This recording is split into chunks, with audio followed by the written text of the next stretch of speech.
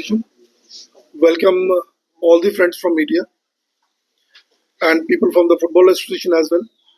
मैं इससे पहले कि हम प्रेस कॉन्फ्रेंस शुरू करें आज की, मैं आपका इंट्रोडक्शन हमारे साथियों से करवा दूं।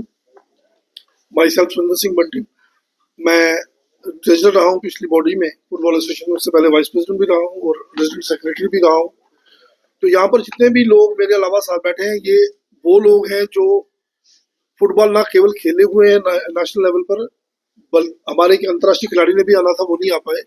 ना कि सिर्फ खेले हुए हैं बल्कि खेलने के बाद इन सबका जो है फुटबॉल के साथ जो वाबस्ता है, लोग 25-30 साल से हैं एसोसिएशन के साथ। मेरे लेफ्ट में सरदार Kuldeep Singh ji, is veteran footballer.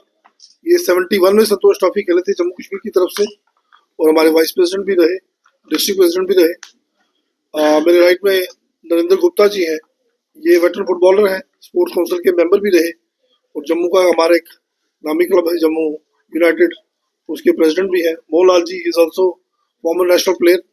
हमारे फिसो सोत्रा जी, ये ट्रेजरर है हमारे डिस्ट्रिक्ट फुटबॉल एसोसिएशन में और 25-30 साल से फुटबॉल के साथ एसोसिएशन के साथ जुड़े हुए हैं। चरणप्रीत सिंह बगा, ये भी नेशनल फुटबॉलर है और विजय क्लब है जम्मू का पुराना क्लब, उसके सेक्रेटरी हैं। नूर स्टीफन जी हमारे जाने माने प्लेयर भी हैं और कोच भी हैं, फुटबॉल के ट्रेनर हैं। और सुरेंद्र शर्मा जी हमारे सैनिक फुटबॉल क्लब जो है उसके सेक्रेटरी हैं। तो मैं आज की प्रेस कॉन्फ्रेंस, जैसा कि आप सब जानते हैं, हमने किस इशू पे रखी है। जो रिसेंटली कंट्रोवर्सी हुई है, अभी जो टीम गई थी फुटबॉल जम्मू कश्मीर की 78th Santosh trophy national football championship which was being held in Punjab, ये उसकी सिलेक्शन के ऊपर जो कंट्रोवर्सी उठी और जो एक स्कैंडल हुआ, वो आप सब उससे भली भांति परिचित है। उसमें बताने की जरूरत नहीं है कि किस तरीके से जम्मू कश्मीर फुटबॉल एसोसिएशन 62 कयाम में आई और तब से लेकर आज तक कभी ऐसा नहीं हुआ कि जम्मू या कश्मीर से किसी एक रीजन के खिलाड़ियों को चुना गया और एक रीजन को छोड़ दिया गया। मतलब आप देखें 90s में कितनी मिलिटेंसी पीक पे थी, कश्मीर में सारी एक्टिविटी जो थी वो स्टैंड स्टिल थी, स्टेडियम्स वर क्लोज, कोई एक्टिविटी नहीं थी। उसके बावजूद कैंप्स जम्मू में लगते रहे, कश्मीर के प्लेयर्स को जम्मू बुला के कैंप्स में उनके ट्रायल लिए जाते थे और यहाँ से एक बैलेंस साइड, को ये नहीं कि मेरिट को इग्नोर करके, एक बैलेंस साइड, एक मेरिट वाली टीम यहाँ से भेजी जाए, और ऐसा कभी नहीं हुआ। लेकिन इट इज वेरी अनफॉर्चुनेट कि पिछले दिनों जो हुआ उसमें जिस तरीके से जम्मू को टोटली इग्नोर करके वैली बेस्ड टीम उन्होंने भेजी। हम वैली के खिलाफ नहीं है, ना ही वैली, वो भी हमारे बच्चे, वो भी हमारा ही हिस्सा है। लेकिन जिस तरीके से कुछ वेस्टेड इंटरेस्ट ने एक कोशिश की कि जम्मू को टोटली इग्नोर किया जाए और ये बात कोशिश की मंजर आम पर लाने की कि जम्मू में टैलेंट खत्म हो गया। मैं आपकी जानकारी के लिए बता दूं, ये जम्मू की जो जमीन है ना फुटबॉल की, इसका it has a golden past. आप में से जो पुराने लोग हैं वो जानते हैं कि जम्मू ने कश्मीर से ज्यादा इंटरनेशनल प्लेयर यहाँ पैदा किए हैं। 11 खिलाड़ी हमारे पास जो अंतर्राष्ट्रीय स्तर पर भारत की नुमाइंदगी कर चुके हैं। अब बदकिस्मती ये है कि वो लोग मोस्टली गवर्नमेंट जॉब तो नहीं आ पाते किसी अपनी अपनी प्रॉब्लम्स की वजह से। 11 खिलाड़ियों के नाम मैं आपको दे सकता हूँ, 11-12 खिलाड़ी हैं जिन्होंने इंडिया रिप्रेजेंट किया है। कश्मीर में भी हमारे इंटरनेशनल खिलाड़ी है। हम इस डिबेट के ऊपर बिल्कुल नहीं है कि जम्मू वर्सेस कश्मीर हो। जम्मू कश्मीर एक स्टेट है, लेकिन जिन लोगों ने ये किया, जो लोग those who are at the helm of the affairs, उन लोगों को उजागर करना और उन लोगों के ऊपर कार्रवाई करना बहुत जरूरी है। अब चूंकि पिछले दिनों से काफी इस पे चर्चा हो रही थी, काफी लोग इस पे मीडिया पे आके सोशल मीडिया पे कर रहे थे, तो एक जम्मू वर्सेस कश्मीर बनाने की कोशिश जो की गई, हम उसको कतई सपोर्ट नहीं करते। जम्मू के टैलेंट के साथ हम खड़े हैं, जम्मू की बुलंद आवाज उठाने के लिए हम हमेशा तैयार हैं, फुटबॉल एसोसिएशन जम्मू डिवीजन जो है। लेकिन इसको जिस तरीके से पॉलिटिकल रंग कुछ लोग देने की कोशिश कर रहे हैं, वो हम उसको भी सपोर्ट नहीं करते। But on the other hand, जो लोग इस सब के लिए जिम्मेदार हैं, जिन्होंने ये एक नैरेटिव बिल्डअप करने की कोशिश की कि जम्मू में इस वक्त जो है वो फुटबॉल का टैलेंट नहीं है, मैं आपको बता दूं कि आपको याद होगा, आप में से कुछ लोगों को जो पुराने पत्रकार हैं, 2011 में मोहन बगान को हमने जम्मू में बुलाया था। 2 एग्जीबिशन मैच हुए थे, एक जम्मू में, एक बारामूला में। और जम्मू साइंस कॉलेज की ग्राउंड में उस टीम में 6 खिलाड़ी जम्मू के खेल रहे थे। जिसमें मोहन बगान को हमने टाई ब्रेकर में हराया था इसी साइंस कॉलेज की ग्राउंड। मोहन बगान का नाम आप सबने सुना है, इंडिया का टॉप प्रोफेशनल क्लब है। वो जम्मू के खिलाड़ी उस टीम में उसका बराबर का हिस्सा थे।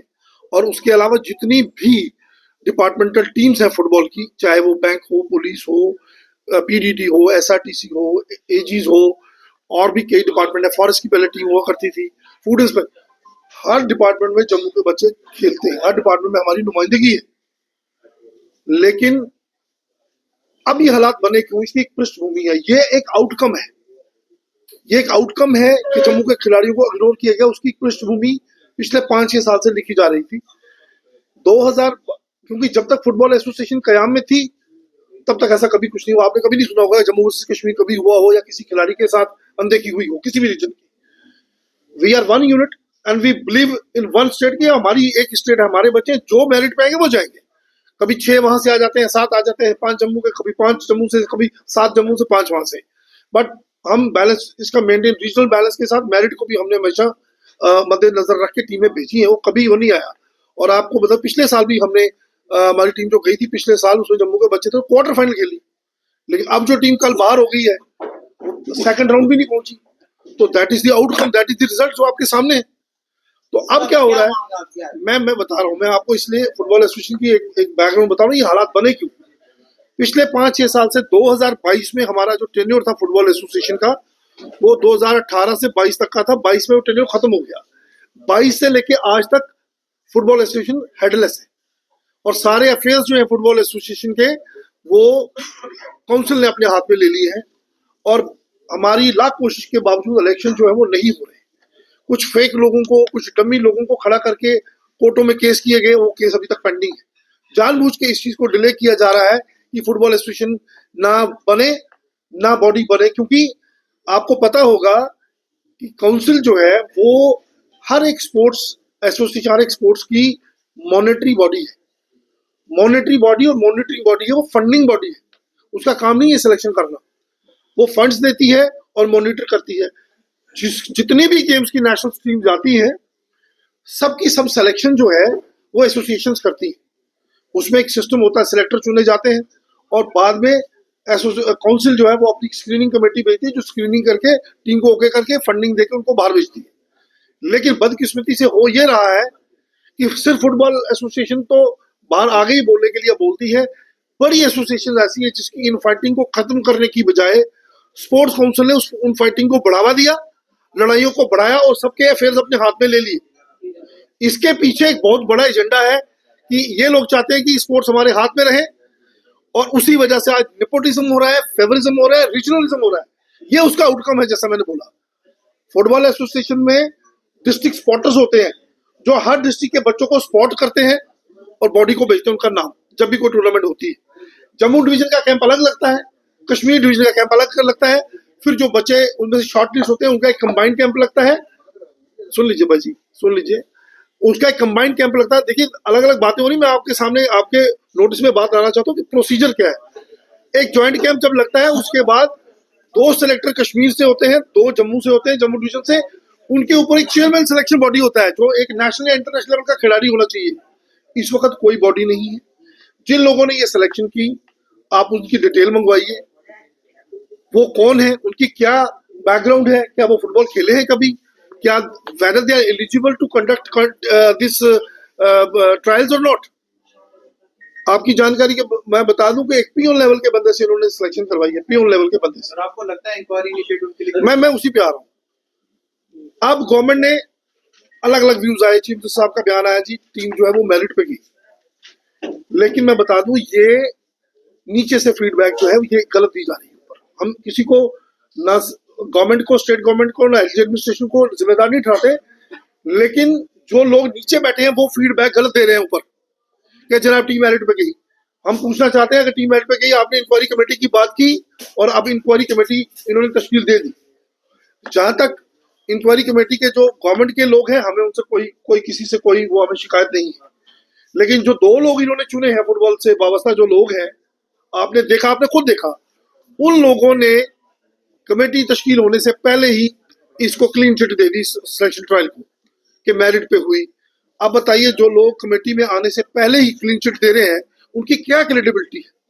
उनसे क्या न्यूट्रलिटी की, आप क्या इम्पार्शलिटी की उम्मीद करेंगे जो पहले ही क्लीन चिट दे रहे हैं। तो लिहाजा हम तो अभी तक तो फुटबॉल एसोसिएशन चुप थी, हम देख रहे थे कि क्या होता है। हमने अपने लेवल पे, हमारे अपने लोगों ने इंडिविजुअल लेवल पे अपनी रिसेंटमेंट शो की। हम शुक्रगुजार हैं जम्मू के मीडिया के कि जिन्होंने इस बात को हाईलाइट किया और इसको आम पब्लिक तक पहुंचाया। और अब सिविल सोसाइटी भी इसमें आ गई, सिविल सोसाइटी का रिएक्शन आया, तो गवर्नमेंट ने कहा जी हम इंक्वायरी कमेटी बनाएंगे।